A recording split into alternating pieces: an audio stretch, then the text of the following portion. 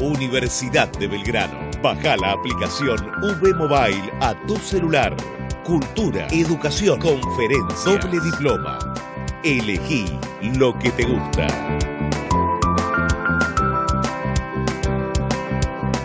Formamos ciudadanos del mundo.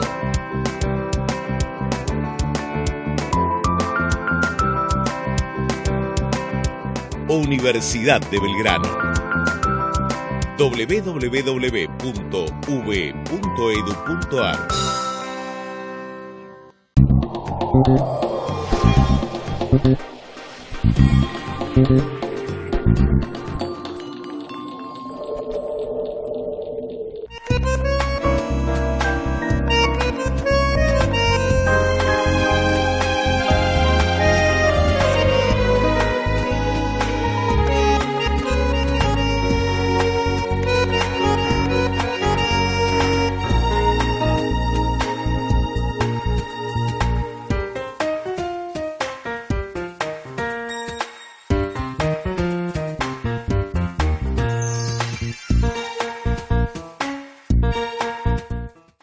Hola, ¿cómo están? Bienvenidos a Universidad Crítica, el programa que conduce habitualmente el doctor Avelino Porto, hoy ausente con aviso. Soy Jorge Elías y les doy la bienvenida.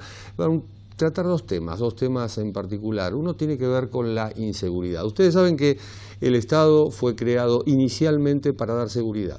Cuando reclamamos al Estado educación, salud y otros ítems, tenemos razón.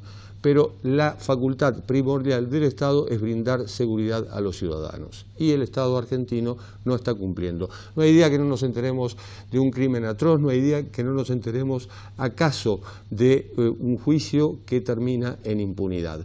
De ese tema hablaremos aquí, así como hablaremos también de economía. La economía nuestra de cada día, el déficit fiscal nuestro de cada año. Ese es otro tema que trataremos aquí en Universidad Crítica, dentro de un ratito, en instantes, luego de este corte.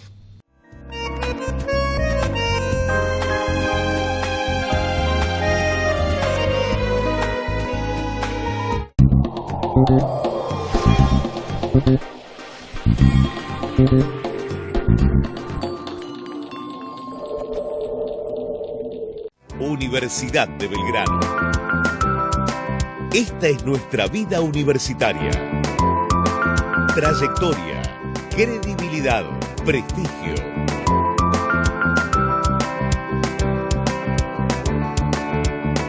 Ciudadano del mundo.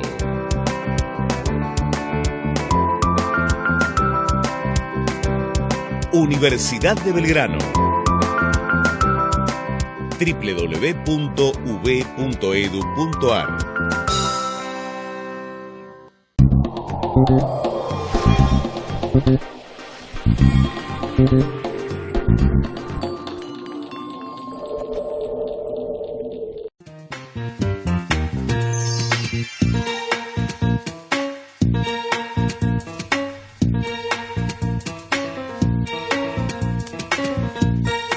Hablábamos de inseguridad y más de la mitad de la población argentina ha sufrido algún hecho delictivo en los últimos años, lo cual no es un tema menor. El problema es la naturalización, es decir, que pasó esto en tal lugar, bueno, mirá lo que pasó esto en tal otro lugar, mirá lo que pasó esto en la esquina y ahí decimos, me podría haber pasado a mí. Es una crisis de inseguridad que afecta a otros países, evidentemente, pero que uno la tiene a la vuelta de la esquina. Y justamente para hablar de ese tema, para hablar del sistema judicial en Argentina, hemos invitado al doctor Miguel Ángel Arce Ageo, que es doctor en Ciencias Penales por la Universidad de El Salvador y es profesor de Derecho Penal de la Universidad de Belgrano. Doctor, bienvenido. ¿Qué tal? ¿Cómo le va? ¿Qué nos está pasando últimamente?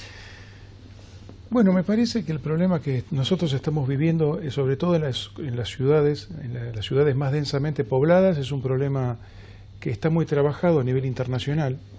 La densidad poblacional, sobre todo cuando existe una diferencia social en lo económico que es muy pronunciada, generalmente eleva las tasas delictivas. Es una cosa que es común que suceda Y bueno, lo que tenemos que tener en cuenta es siempre, lo que decimos nosotros, desde el punto de vista del abordaje que hay que hacer en el tema de la criminalidad, es siempre un abordaje sistémico.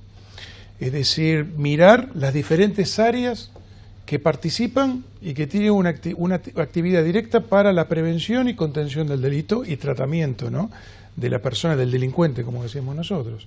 Específicamente esto se divide en un área de prevención, que la ejerce los organismos de seguridad, la policía, un área de juzgamiento, es decir, una vez que falla esa primera barrera, porque el delito se comete, pasamos a esta área de juzgamiento, en donde, bueno, es la que mayor participación tenemos los abogados que nos dedicamos a esto, que es el proceso penal y, obviamente, si hay mérito suficiente, una sentencia condenatoria, en el caso de que se encuentre culpable al autor. Y después viene una tercera etapa que es muy importante. La tercera etapa es la etapa de ejecución penal. Es decir, la etapa en donde nosotros, como Estado, o sea, la ciudadanía, pone a prueba y a través del Estado la capacidad de poder lograr una resocialización, se dice normalmente, se dice de manera coloquial desde la década del 60, en el mundo se habla de resocializar, es decir, tomar a la persona que delinquió, introducirla en un sistema, que es el sistema penitenciario, y que de ahí, a partir de ese tratamiento, contemos con una persona sociabilizada, que podremos introducir en la sociedad y que ya no delinca. Pero ¿cómo hacemos en un país en el cual hay superpoblación carcelaria? Sí, con un agravante. El primer agravante que les quiero comunicar es que desde la década del 70, más o menos, está acreditado en el mundo que la resocialización no sirve. Ya sé, es un mandato constitucional, es una obligación que tienen los jueces al momento de merituar la pena, pero no está acreditado, no se pudo demostrar de manera acabada que el sistema carcelario permite una reintroducción al sistema social eficiente y equilibrado. Entre otras cosas porque el sistema carcelario, tal como hoy lo concebimos, y esta es la pregunta que usted está haciendo, es un sistema de asociación, es decir, de disociación. Es un sistema en donde si yo quiero a una persona socializarla, creo que elegí el peor mecanismo para socializarla. Existe, ojo, avances muy importantes dentro del sistema penitenciario, existen avances muy importantes, existe la posibilidad del acceso al sistema de puntaje para que exista la libertad no mejor anticipada o mejorar las condiciones para acceder a la libertad condicional, bueno, accediendo a educación, a cursos, a trabajo, hay cosas interesantes, pero todavía es muy difícil y sobre todo, por lo que usted está planteando, la incapacidad desde el punto de vista edilicio y de personal para poder hacerlo con la cantidad de población carcelaria que todo país tiene. Entonces, el problema radica en que es un pilar de la seguridad. Como es un pilar la prevención, como es un pilar el ejercicio punitivo, es decir, la justicia, y como es, y el ejercicio punitivo a través del sistema penitenciario, es importante que los tres se cumplan. La pregunta es cómo es la reinserción social, sobre todo cuando es difícil la inserción social de aquel que no cometió delito. Estoy hablando de conseguir trabajo. Así es, así es, así es. ¿Dónde alguien cumple la pena?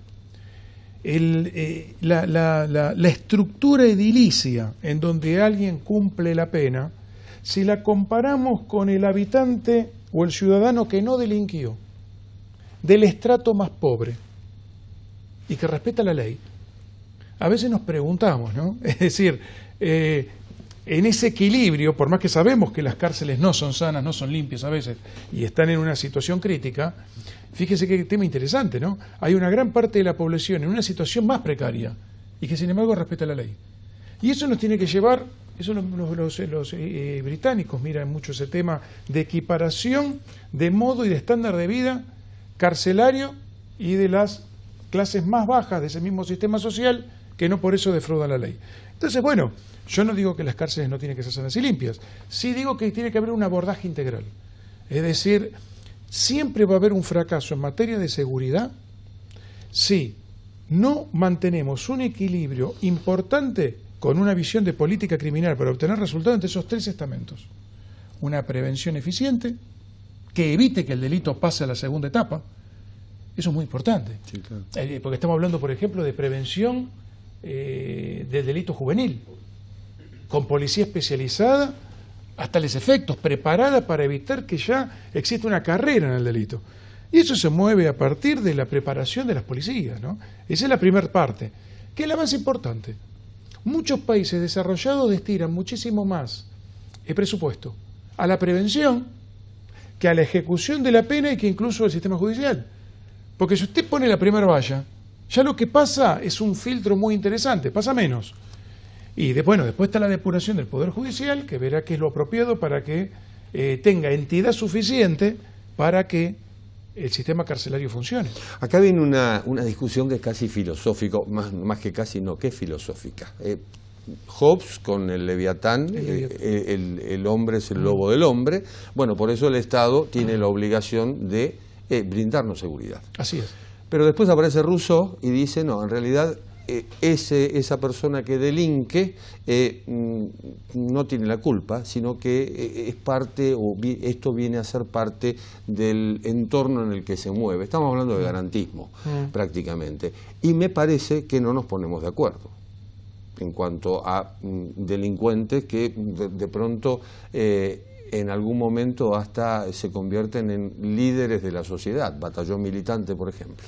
Es interesante cómo uno, teniendo una visión a nivel de derecho comparado internacional, uno empieza a notar cómo determinados países económicamente fuertes, ejemplo China, incluso los Estados Unidos, están llevando adelante una política de visión del derecho penal mucho más comunicativa, es decir, centrada más en el respeto por las normas, en la visión del sistema social y en la protección de la organización del sistema social, en detrimento de la subjetividad del individuo condenado o del individuo que delinque.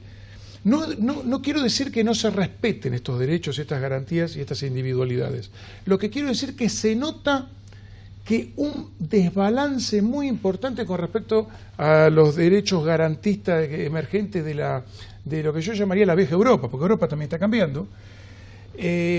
Y eso es una cosa muy importante que está sucediendo en el mundo, ¿no? Con esto que quiero decir, para pasarlo un poco de manera más racional, dejar un poco de lado la justificación por el entorno para pasar a que es el mismo individuo que por el hecho de vivir en sociedad tiene que autoprogramar su comportamiento para no dañar al otro.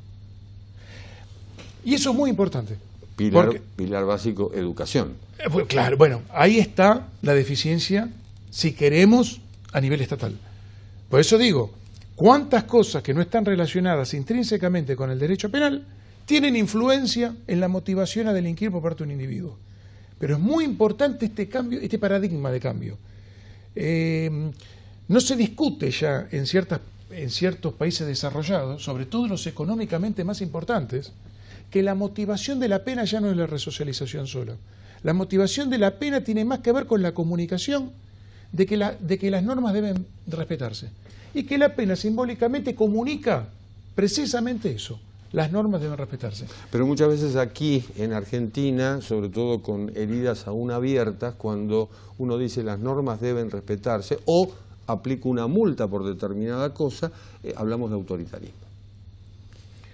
Sí, pero eso a mí me llama mucho la atención, porque de estos sistemas organizados de los que yo le estoy hablando, con países con significación histórica, económica, incluso imperialistas que han sido en algún momento, realmente imperialistas, como Rusia.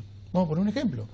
Rusia, China, países que vivieron, digamos, momentos severos, catastróficos desde el punto de vista de los totalitarismos. Sin embargo, hoy día, en Rusia, no hay inconveniente acerca de discutir cuáles son los principios que se utilizan para fundar la aplicación de una pena, que le digo son severísimas, tanto en Rusia como en China. Son severísimas las penas. Y sin embargo, son países que han venido de podríamos decir, de unos totalitarismos significativamente fuertes. Entonces, a veces no entiendo cuál es la motivación ideológica que permite la argumentación de la que usted me está haciendo referencia. Es extraño, porque hay países que realmente vivieron totalitarismos muchísimo más fuertes que, incluso por ahí en duración e intensidad, me refiero a años y a víctimas, que el vivido en nuestro medio latinoamericano. Lo que vivimos en Argentina, palabra frecuente o palabras frecuentes, zona liberada. Palabra frecuente, no creo en las autoridades y por eso no hago la denuncia. ¿Cómo se cambia? Bueno, eso es concientización de la población. Yo creo que en Latinoamérica hay desde el punto de vista de la criminalidad, me parece que las organizaciones criminales más importantes están relacionadas con el narcotráfico, la trata de personas. Me parece que significativamente eso es, desde el espectro delictivo criminal de organización más importante, ese es el delito el cual el sistema de prevención, el sistema judicial y el sistema de ejecución penal y la política criminal por parte del Estado deben ir a apuntar con más fuerza. Y el delito simple, el delito de calle, me parece, por lo que incluso emergió acá, porque son reglas lógicas, no hace falta ser penalista ni criminólogo. Hay una regla lógica que dice: aumenta el nivel de educación, el delito disminuye. Si usted quiere ir a un lugar donde se concentra mucha gente sin educación primaria, vaya a la cárcel. Esto es una regla matemática. Entonces, hay que hacer una división, me parece, en la categoría de delito. Entre la categoría de las organizaciones criminales, sobre todo en esos dos delitos que le nombré, esas dos tipologías, y después, por otro lado, la categorización, del delito común, que tiene mucho que ver con la organización del Estado en cuanto a proveer educación eficiente desde el primario, a los niños, la obligación a los padres, el control por parte de la familia de los menores, la alimentación. Todo lleva al Estado. Al Estado, el agua potable. Cosas que uno dice, pero las podemos relacionar con el derecho penal totalmente. Totalmente se pueden relacionar. ¿Hay una idealización del mundo carcelario? Porque se han adoptado, inclusive sectores no vinculados con el mundo de la criminalidad, han adoptado frases, palabras, expresiones, hasta música del mundo carcelario. ¿Hay una suerte de idealización con respecto a eso? No, no es una idealización. Es, como todo ámbito sociológico, en este caso un ámbito sociológico de alguna manera marginal, genera una contracultura, una cultura propia. Y una cultura tiene su expresión de arte. Eso no me parece malo, simplemente que esté dentro de las reglas normales en donde se acepte la reinserción al sistema. Ahora, si esa misma cultura es proclive a la reincidencia, ahí tenemos un problema, pero son culturas que surgen de la propia sociología marginal del hecho del fenómeno del encierro. Hay que tener en claro algo, y hay que decírselo a la población, que generalmente el ego no quiere hablar mucho de esto, la ciudadanía, mis colegas no hablamos mucho de esto, pero el delito es un fenómeno social común. Ahora que está de moda con el virus, es como una enfermedad. Podemos contenerla, podemos detenerla, nace otra. Se manifiesta de otra manera. Salvo un sistema totalitario completamente cruel, usted no va a reducir la tasa de delito de una manera significativa tal que no haya... Holanda tiene presos, Suecia tiene presos, Dinamarca, Noruega, Finlandia, mentira que no hay presos. Es mentira que el sistema penal no existe o se reduce. Hay una tipología de delito diferente. Pero también hay una conducta diferente, es decir, uno puede salir a la calle y llevar el teléfono celular en la mano y no pensar que se lo van a arrebatar y que además del arrebato puede sufrir un acto de violencia, como ocurre en la ciudad de Buenos Aires, con Urbano, en Argentina en general, pero sobre todo se focaliza en la ciudad de Buenos Aires. Es decir, hemos cambiado nuestros hábitos, ya no llevamos la cartera en el bolsillo trasero, sino que la ponemos en el bolsillo interior del saco. Sí. ¿Por qué? Porque nos pueden arrebatar la cartera, o ya no sacamos el teléfono en la calle porque puede pasar un motochorro, que es otro fenómeno, y nos puede hacer pasar un buen trago. Es bueno el ejemplo. Por eso las organizaciones sociales con mejor distribución de la riqueza y educación tienen una tipología de delito. No desaparece delito, que no le mientan, siempre hay delito, porque es un fenómeno social. Pero la tipología del delito que puede tener un país nórdico, en Europa, no es la misma tipología de delito que tiene un país latinoamericano. Como bien lo dice, en donde el 80% del crimen se enfoca en los delitos contra la propiedad, porque es de lo que se carece y donde los la educación que brinda el Estado no es la suficiente como para capacitar a los individuos para que accedan fácilmente a la propiedad. Entonces el delito es ese. Él ocupa. Por supuesto. En cambio usted se va a encontrar en un país nórdico con un delito, por ejemplo, racial. Va a tener un señor que sale en la calle, xenofobia, mata a 20, 30 personas, y esto pasa, ¿eh? Pasa en países nórdicos. Pasa hoy. Sí, sí. Por eso. Entonces, pasa en Alemania. Pasa en Alemania, pasa en Suecia. Entonces, tenemos diferentes tipologías de delito porque tiene que ver mucho con la organización social. Ahora, es un tema interesante esta frase. Cuidado porque es un fenómeno social común, histórico y que se continúa en el tiempo. El delito puede modificarse, puede contenerse, no puede evitarse en un Estado democrático. Usted hablaba de Estados Unidos. Sí. Tenemos una constitución prácticamente copiada de la de Estados Unidos, tenemos un país federal similar en cuanto a legislación y demás a Estados Unidos. Las cárceles en Estados Unidos son privadas. ¿Es una alternativa? Puede ser una alternativa. Si se enrola dentro de una estructura de organización de política penitenciaria unificada. Entonces usted, desde el punto de vista del empresario, de la organización privada, que se pone a trabajar diseñando una estructura carcelaria, la diseña bajo los parámetros de la política penitenciaria que el Estado federal indica, o el Estado provincial indica. Eso es fundamental, para que no tengamos, porque a ver, una empresa privada necesita clientes.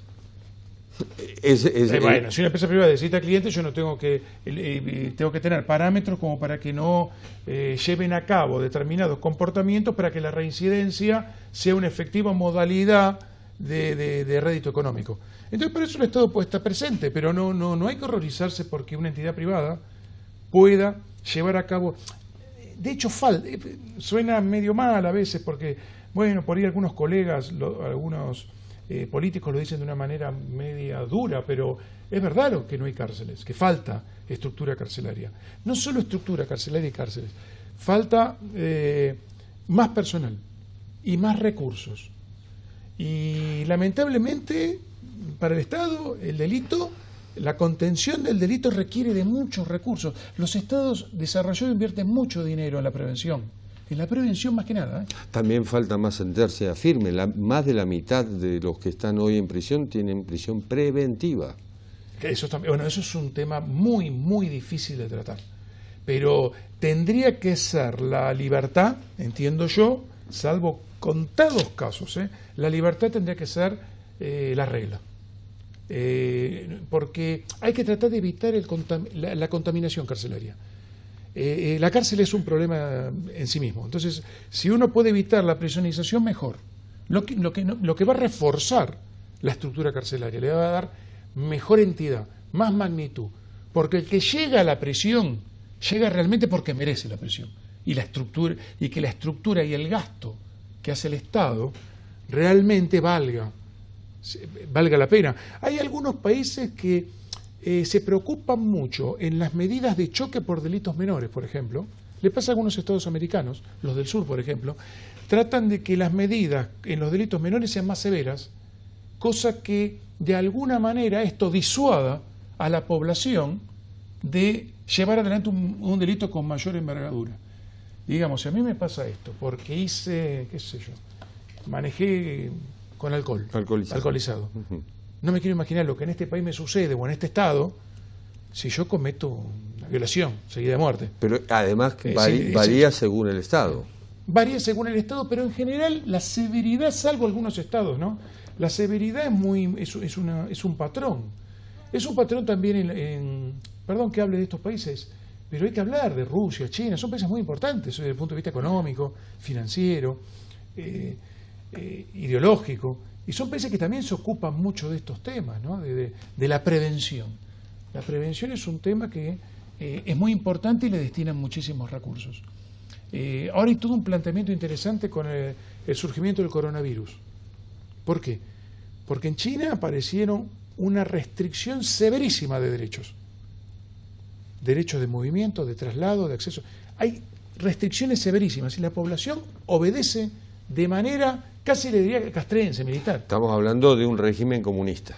Estamos hablando de un régimen que le puede permitir ciertas severidades de una manera más tolerable para la población. Hoy Corea del Norte, régimen comunista también, Sí. se jacta de no tener un solo caso de coronavirus, mientras que Corea del Sur sí lo tiene. Sí, tiene varios, es verdad.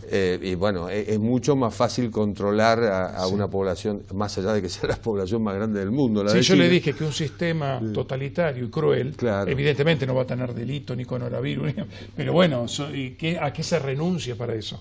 Así que me parece que hay que tener esta visión, dejándolo finalmente lo que le quería decir, hay que tener esta visión sistémica, general. Los políticos que se dedican al tema de prevención del delito, a política penitenciaria, política de seguridad, no tienen que enfrascarse solamente en el área policial, no, hay que verlo en una integralidad.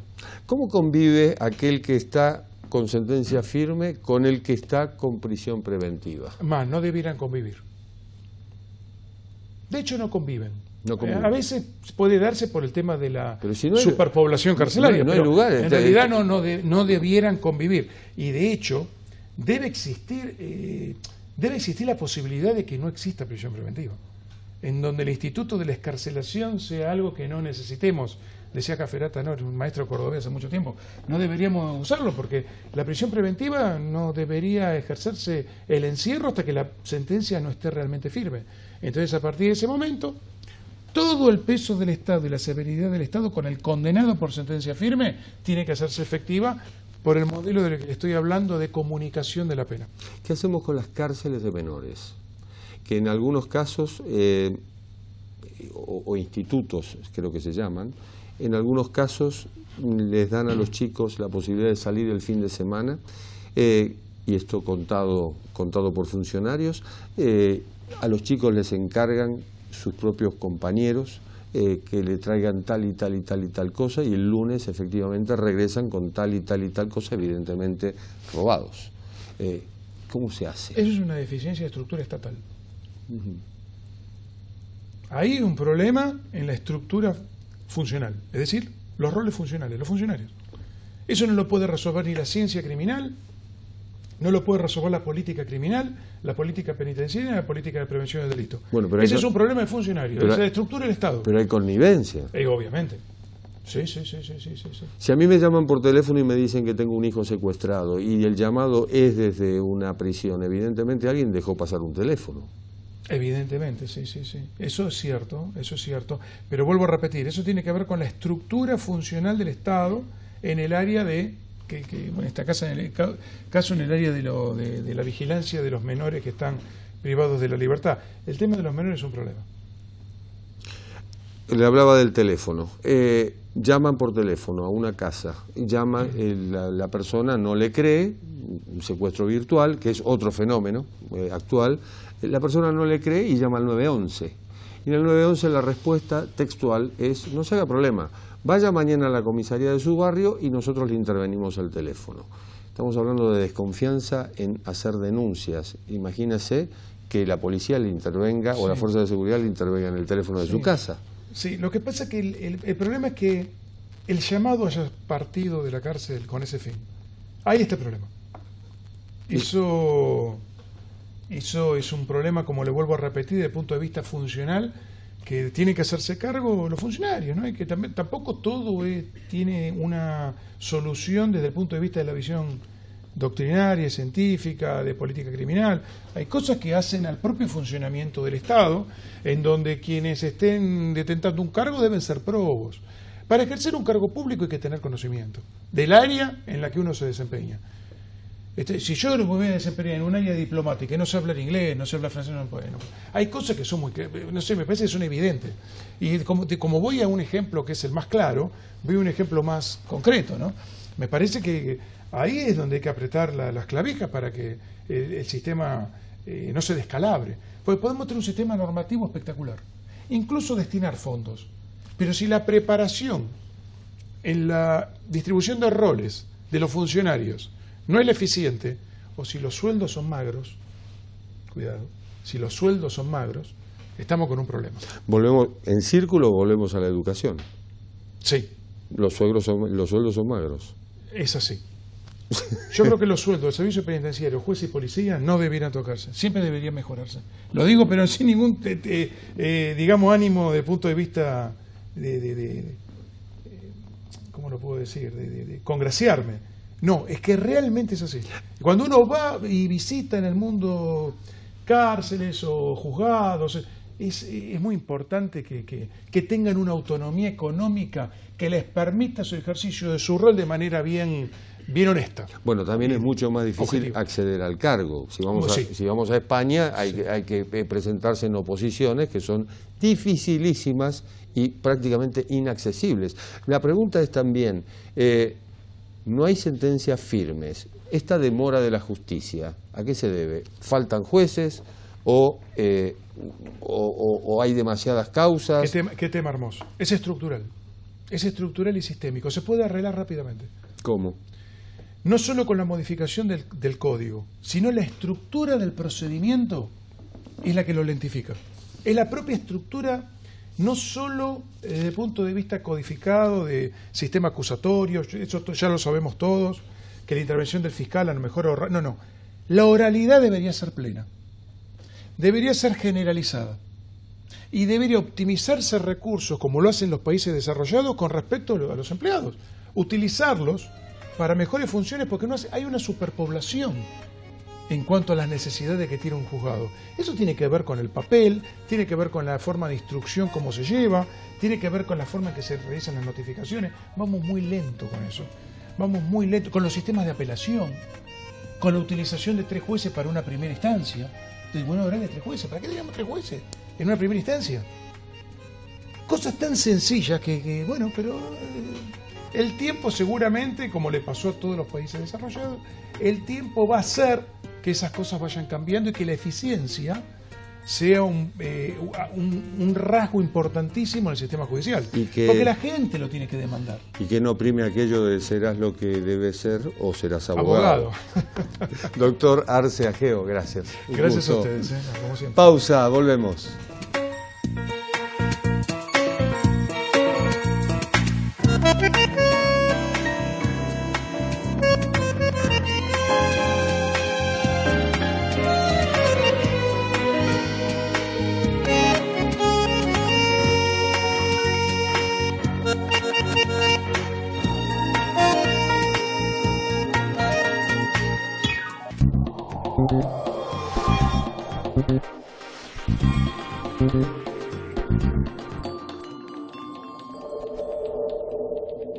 Universidad de Belgrano. Baja la aplicación V Mobile a tu celular. Cultura, educación, conferencias, doble diploma. Elegí lo que te gusta.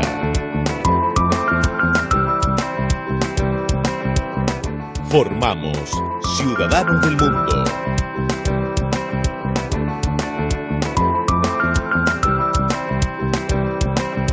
Universidad de Belgrano. www.v.edu.ar.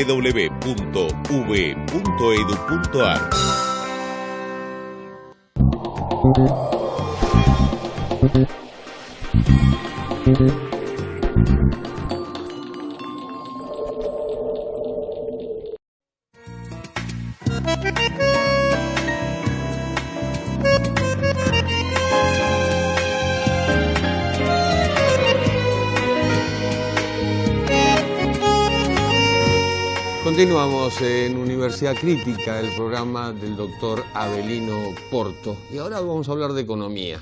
Economía que es en realidad un tema que es como una madeja que nunca termina de cerrarse y que de pronto aparecen títulos que nos sorprenden. Argentina acumula 60 años de déficit fiscal.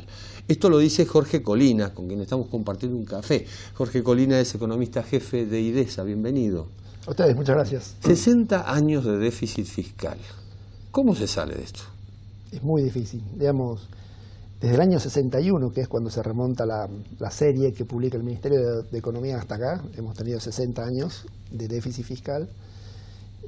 Alguien que está escuchando puede decir, bueno, no, pero dijeron que entre el 2003 y el 2008 hubo un superávit. En realidad hubo un superávit mal medido. Ese superávit del 2003 al 2008 se produjo porque hubo una enorme licuación de gasto público, no había movilidad previsional, no había pago de deuda y encima fue justo el periodo de los altos precios internacionales que obviamente llenaron las arcas fiscales. Pero el 2009, cuando termina, digamos, empieza a terminar esa bonanza, y empieza a ajustarse las jubilaciones y se vuelve a pagar deuda, volvimos a tener déficit. Entre 2009 y el 2019 fueron todos años de déficit. Cuando hablamos de déficit fiscal, ¿cuánto debo como ciudadano? El déficit fiscal actual está más o menos en el orden, dicen, del 5% del PBI. El PBI son 20.000 billones. Con el 5% estamos hablando casi de 1 billón de pesos por personas. Y cada ciudadano allí estaría teniendo, no sé, más o menos 200.000 pesos cada uno. Es decir, sobre 100 debo 5 más, para que se entienda.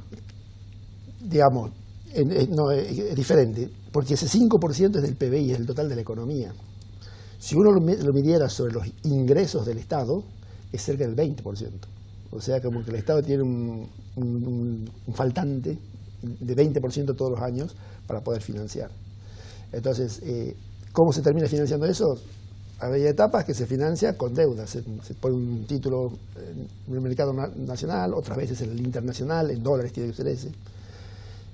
Y hasta que no se puede pagar más, que es lo que vimos con el default del 2002, que es lo que vimos con el reperfilamiento ahora. Y cuando eso no se puede pagar más, se apela entonces a que el Banco Central le dé billetes al Tesoro para que financie ese 20% que le falta. Y esa es la emisión que luego nos trae la inflación. Entonces, en definitiva, en economía lo que sucede es el Estado gasta consistentemente por encima de lo que le entra y nadie quiere hacer ningún tipo de ajustes. Dice, no toquemos el gasto, es que sigamos así. Entonces, emitamos desde el Banco Central para cubrir ese 20% y lo que termina pasando es que la inflación es la que termina siendo el ajuste. Porque la inflación es la que luego desvaloriza las jubilaciones, desvaloriza los salarios, desvaloriza el dinero que tiene el Estado para operar, el Estado empieza a operar mal. Entonces, ese es el gran problema que tenemos. Los argentinos, digamos, no queremos reducir el gasto por encima de los ingresos porque decimos que el ajuste es socialmente muy costoso y apelamos a la inflación. Cuando hablamos de gasto público, hablamos de gasto del Estado. ¿La inflación es una trampa que nos hacemos a nosotros mismos? Sí, la inflación es una trampa que nos hacemos a nosotros mismos, o en todo caso es casi como un acto de hipocresía, es decir, no vamos a hacer ajuste y dejamos que el gasto esté por encima del ingreso. Y luego se genera inflación, que es la que termina siendo el ajuste. Le pongo un ejemplo concreto, el sistema previsional. Nadie quiere tocar el sistema previsional porque todo el mundo dice no nos metamos con los abuelitos. Ahora, tenemos fallas muy grandes dentro del sistema previsional. Una son los regímenes especiales, donde se ofrece a la gente retirarse antes con beneficios mayores. El de jueces y cancillería, que ahora se está discutiendo, es apenas uno de esos, pero hay muchos más.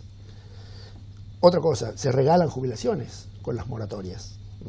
Se regalaron cerca de 3,5 millones de jubilaciones. O sea, hay más jubilaciones con las moratorias que no tienen suficientes aportes, o sin aportes muchas de ellas, que jubilaciones con aportes. Y dos, se está permitiendo acumular beneficios previsionales. Es decir, una persona tiene una jubilación, cuando se muere el cónyuge, acumula la pensión por el cónyuge. Entonces estamos observando que hay 1,2 millones de jubilados que están recibiendo jubilación y pensión. Alguien puede decir, bueno, mejor, pero el tema es que la plata luego no alcanza, el sistema previsional está en déficit. Y la clase política dice, no toquemos esto, dejemos como está. Y está mal tener regímenes especiales, que gente se jubile antes, regalar jubilaciones con las moratorias, acumular jubilaciones, eso está mal, pero no lo queremos tocar. Ahora, lo que sí después tocamos es la regla de movilidad previsional. ¿Qué es eso? Es la regla con la cual se van a ajustar las jubilaciones. ¿Y por qué se toquetea eso? Porque todo el tiempo se está buscando de que la inflación licúe los haberes para poder hacer frente al déficit que se produce por no hacer una buena reforma previsional. Cuando nos miran desde afuera, cuando el Fondo Monetario dice, bueno, la deuda es impagable, insostenible, ¿es un acto de resignación de parte de ellos? Dice, ¿esta gente no puede cambiar, no quiere cambiar? Claro, de hecho, el FMI, digamos, las autoridades económicas, incluso muchos medios de comunicación, analistas económicos, dijeron, cuando el FMI dice la deuda no se puede pagar, es un respaldo a la Argentina, porque entonces la Argentina le puede decir a los acreedores, miren, esta deuda dice el FMI que no se puede pagar, por lo tanto vamos a tener que hacer una quita. Pero en realidad el FMI lo que dijo es, la deuda argentina no es económica ni políticamente viable de pagarla. Económica, claro, porque no tenemos superávit para pagar. Al no tener un excedente no podemos tener plata para pagar. Ahora, políticamente inviable es más grave, porque lo que está diciendo el FMI es ellos no van a ajustar nunca, no van a generar superávit fiscal para pagar, pues por política de Estado. Tienen 60 años de déficit y se muestran más hacia adelante que no quieren generar superávit para pagar la deuda. Entonces esto es políticamente inviable generar superávit para pagarla. Pero es como dar un paso al borde del abismo. No, en todo caso, para no alarmar a la audiencia, no es un abismo, es simplemente que vamos a seguir financiando al Estado con emisión y vamos a seguir teniendo esta historia de alta inflación, crónica inflación y decadencia económica. Le cambio la palabra abismo por default. No, default, ya estamos en default, bueno, prácticamente. Ahora, ¿qué sucede? Vamos a seguir emitiendo para financiar el déficit, porque no queremos reducir el déficit, y vamos a seguir con inflaciones altas y en estancamiento económico. ¿Y esto qué es lo que trae? Ganancias para los especuladores financieros, ganancias, digamos, para el vivo que sabe manejarse la inflación, pero no para una actividad productiva. El que quiere poner algo productivo no lo hace en Argentina porque dice, pongo algo productivo, pero no sé, digamos, la inflación me va a llevar todo. Y a eso le sumamos ahora el coronavirus, que ha desplomado bolsas y que siembra lo peor que puede haber en este mundo, que es la incertidumbre. Sí, el tema del coronavirus también tiene como una intervención muy excesiva porque no se sabe muy bien cuán rápido se expande. Es decir, poner en cuarentena una ciudad me parece que es muy exagerado. Es decir, parar la economía de la ciudad, porque hay algunos casos de coronavirus. En el caso de Huawei en China se puede haber justificado porque es muy grande, pero lo que sucede en Italia ahora, que paran toda una región económicamente porque hay algunos casos, es una sobrereacción, me parece. Esperemos que no llegue, pero que cuando llegue a Latinoamérica, la comunidad médica internacional está mejor preparada para hacer estrategias de contención del virus más racionales. No se puede parar la actividad económica en una región porque hay casos de coronavirus, que hasta incluso ha demostrado relativamente baja letalidad. Pero sí ha afectado a los mercados, a eso me refiero. Afecta a los mercados porque obviamente paró medio China, la economía en Europa y Estados Unidos producen gran parte de su manufactura en China. O sea, Apple se usa en el mundo entero, pero gran cantidad de componentes del celular se hacen en China, entonces eso se paró.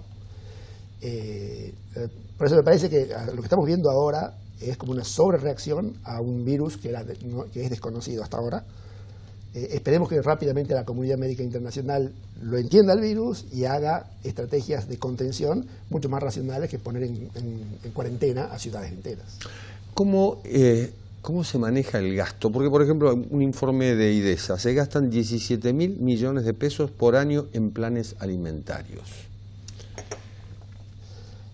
Eso viene a colación de que comenzó, digamos, el gobierno y dijo nuestro gran puntapié inicial es la emergencia alimentaria nacional, que vamos a dar planes alimentarios a la gente muy pobre. No es tan pobre, a la gente que recibe la asignación universal por hijo, que se entiende tan cerca, pobre o cerca de la pobreza. Ahora, ¿eso es nuevo? No. Los planes alimentarios nacieron en el 2002, con la crisis del 2002. Y desde el 2002 hasta hoy se gastaron 17.000 millones de pesos a precios actuales por año dándole a la gente pobre tarjetas alimentarias para que compre alimentos. Lo único que se hizo ahora es repetir lo mismo. Ahora, si durante 20 años venimos probando con eso y la gente sigue con hambre, quiere decir que eso no funciona. Entonces, es decir, hay un problema de hambre, le pongamos más plata, es no manejar el gasto. Tenemos que decir, si ya estamos poniéndole plata, 17.000 millones, vamos a poner más plata a una política que ha fracasado, hay que pensar otra cosa. Y cuando uno mira la forma que se hizo, por ejemplo, se dice a los que tienen asignación universal por hijo y tienen hijos chicos, menos de 6 años, les vamos a dar otra tarjeta, para que esa es el plan alimentario, para que compre solamente alimentos. Y forma fila a la gente, hay un montón de gastos de logística, cuando en realidad lo más simple es decir, a la gente que les quiero dar, que son los que tienen la asignación por hijo e hijos menores de 6 años, le pongo la plata en la misma tarjeta que ya tiene. Solo que esa plata que solamente pueda comprar alimentos, si uno quiere. Pero digamos, tecnológicamente eso tiene una mejor solución que formar fila a la gente para darle una nueva tarjeta. Sí, la pregunta es cómo zafar de la emergencia. Estamos hablando de 4 de cada 10 argentinos pobres hoy.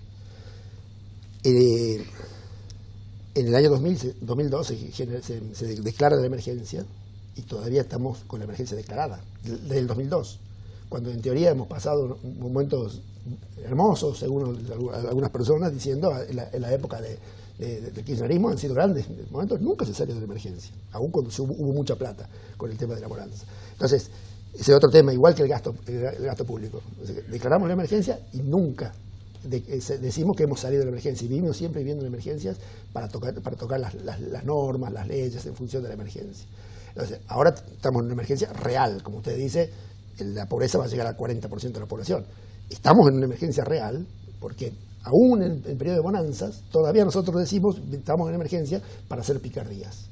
Hay algo que no se entiende justamente por este tema. Hablábamos de inflación y resulta que lo que más aumentó en los últimos meses fueron los alimentos. En general siempre aumenta más los alimentos.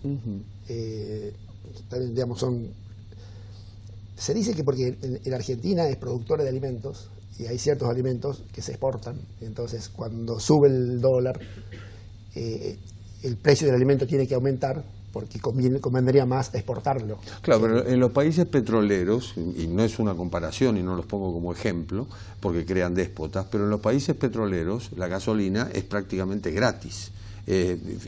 Irán ha tenido una rebelión últimamente porque le aumentaron en forma ínfima el precio del combustible.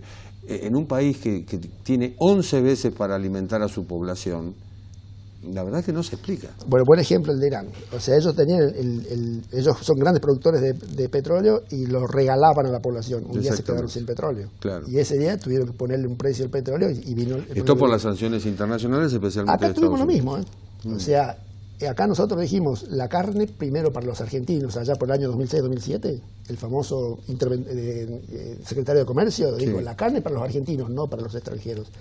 Y pisamos el precio de la carne y empezamos a tener asado muy rico y muy barato. En el 2010 habían caído las exportaciones de carne, no había mucha faena y terminó subiendo el precio de la carne. Y Argentina, y afectó el stock ganadero en ese momento. Y Uruguay, que es una provincia argentina, exportaba más que Argentina. Cierto. Entonces, esta política de decir, si nosotros producimos alimentos, regalemos alimentos para combatir el hambre, es multiplicar el hambre, porque es dejar de producir alimentos. Es un país para el diván. Es decir, Freud aquí tendría mucho trabajo, me parece. Y posiblemente. Yo creo que es un país que niega la realidad. Niega la realidad. O sea, si cuando decimos 60 años de déficit, es negar y tener una inflación tan alta y una decadencia tan grande. O sea, te doy un ejemplo concreto, el año 90, Argentina era el país con mayor PBI per cápita de toda la región de Latinoamérica. Hoy ya lo pasó Uruguay, Chile. Chile, que está en problema, tiene el doble, de 60% más de PBI per cápita que Argentina. Panamá. Entonces, hemos involucionado económicamente. Económicamente o culturalmente, ¿seguimos creyendo que competimos con Estados Unidos y Canadá como en 1910? Es decir, ¿tenemos esa nostalgia de una época que no vivimos? No, ya no, porque gracias a las comunicaciones y gracias a que viajar se hizo mucho más barato, hoy la gente viaja mucho más. Entonces ve otra realidad. O sea, los que creen que Argentina, qué grande que es Argentina, cuando se van a Europa vuelven y dicen, che, no somos tan grandes. La verdad que somos medio, que nos hacemos autodaño. Entonces la gente está muchísimo más informada que lo que estaban, por ejemplo, nuestros padres, lo que estábamos nosotros en la década del 80. Claro, pero cuando vamos a Europa y vemos, por ejemplo, un sistema de salud que funciona y que es mucho más prestigioso el sistema de salud del Estado que el sistema de salud privado, que aquí es carísimo, decimos, bueno, estos pagan impuestos, pero el Estado les retribuye con algo. Cuando vemos que la universidad pública es mucho mejor que la universidad privada, decimos, bueno, digamos que los impuestos tienen un sentido. Acá estamos pagando impuestos hasta el 31 de agosto de cada año y tenemos salud privada, educación privada y en algunos casos hasta seguridad privada. Es una doble tributación. Y ahí viene Freud. Porque cuando usted le pregunta a cualquier argentino, el 98% va a decir la escuela pública argentina es lo más grande que hay, pero él a su hijo lo manda a una privada. Los políticos lo mandan a la privada. Bueno, los ministros de educación mandan a sus hijos a la escuela privada. Sí, es la contradicción. Y de salud lo mismo. Los hospitales argentinos son lo mejor que hay, tienen los mejores médicos, pero ellos se pagan una prepaga altísimo el precio para poder ir a la clínica privada. Los ministros de salud se atienden en una clínica privada. Los presidentes ahora somos todos defensores de la escuela pública y del hospital público. Ese es el dato. Creo que nos hemos acostumbrado al haz lo que digo y no lo que hago. Es decir, y esa es la inflación. Bueno, ahí está el punto. Ahí está el punto. Es decir, efectivamente, un funcionario tiene salud privada o prepaga, manda a sus hijos a la escuela o a la universidad privada, usa el teléfono, la marca del teléfono que supuestamente no se suspendió la importación. Entonces llega un punto en que uno dice, bueno, aquí nadie predica con el ejemplo. Nadie predica con el ejemplo. Es más, cuando alguien predica con el ejemplo, es condenado. Por ejemplo, un empresario exitoso. Cuando en Argentina un empresario es exitoso, entonces todo el mundo lo ataca, todo el mundo lo tira. Y hay que cobrar el impuesto a las ganancias, el impuesto a la riqueza, hay que duplicar el impuesto a la riqueza. Ahora, un sindicalista exitoso no es condenado. Cuando un sindicalista que tiene muchísimo dinero, como ese que está en Uruguay, evidentemente que no lo hizo trabajando. Y la pregunta es por qué nadie se cuestiona de dónde salió el dinero del sindicalista, es decir, los fondos del sindicalista. Y nadie se cuestiona. Lo mismo sucede con el tema del fútbol. O sea, toda la dirigencia del fútbol, gente que maneja muchísimo dinero sin saber de dónde ese dinero surgió. Y luego aparece que se ven las manipulaciones institucionales sobre Superliga, la liga de equipos, y vamos cambiando y cambiando y cambiando con los colores políticos, y luego nos quejamos de que tenemos un fútbol que ya es mediocre. Peor aún, nos quejamos diciendo, tenemos las estrellas más grandes del fútbol mundial, que es cierto, jugando en Europa. ¿Y por qué? Porque no tenemos instituciones para tener un fútbol profesional aquí. Y además hay otro tema. Triunfan las individualidades, pero el seleccionado, ¿cuánto hace que no gana un mundial? Claro. Y eso también le pasa a los argentinos. El argentino que se va al exterior triunfa, le va bien. Cuando llega acá a la Argentina, que tiene que trabajar colectivamente con el resto de los argentinos, y no le va tan bien. Jorge, el economista argentino hoy está a la altura de un economista de un país desarrollado, por llamarlo de algún modo. Estoy hablando de esta generación, porque hay una generación anterior que evidentemente es la que ha triunfado, es la de que hoy tiene 50, 60 años. Pero yo me pregunto, ¿el chico que hoy sale de la universidad está a la altura del chico que sale de una universidad del exterior prestigiosa en algunos casos?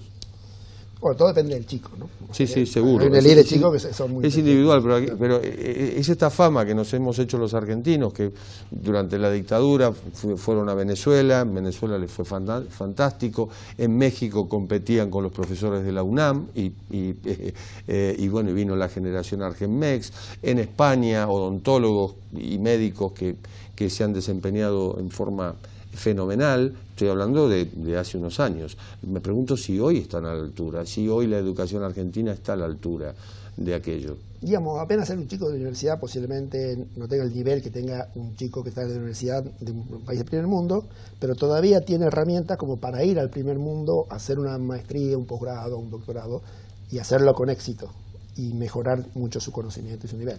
Entonces, todavía la universidad argentina forma chicos que pueden ir a estudiar al exterior. Pero digamos, una cosa que se me queda es, una cosa muy rara pasa con los economistas, es en la década del 80 teníamos problemas de inflación muy alta, y los economistas argentinos eran muy buenos en temas de conocimiento de la inflación. Pasamos, digamos, un periodo más o menos desde los 90 hasta el 2008, que se renace la inflación alta, donde hubo una generación de economistas que no estudió la inflación. Y creo que eso es lo que estamos viendo ahora, de que están tan desorientados los economistas que no saber cómo hacer para bajar la inflación. Hay otro dato, y esto va para todos, no solo para los economistas. Existe la cultura del dólar, es decir, no creemos en la moneda local, pero también existe la cultura de yo termino la carrera y me voy. Y me parece que es lo peor que le puede pasar a un país. De hecho, la Argentina tiene una universidad que todavía da buenas herramientas para irse al exterior, con lo cual está formando chicos que si son capaces van a fugar. O sea, la universidad como cayó en la paradoja que promueve la fuga de cerebros. Jorge Colina, un gusto. Muchísimas gracias.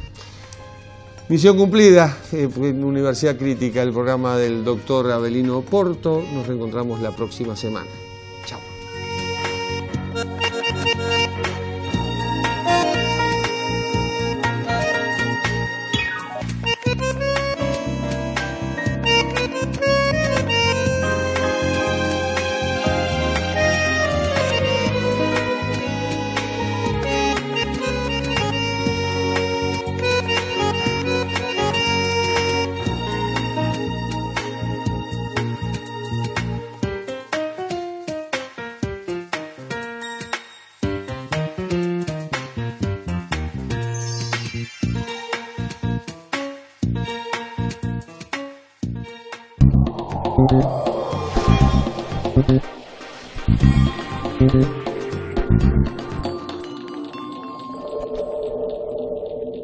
Universidad de Belgrano. Baja la aplicación V Mobile a tu celular.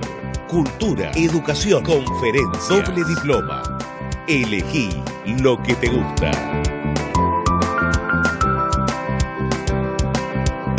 Formamos ciudadanos del mundo.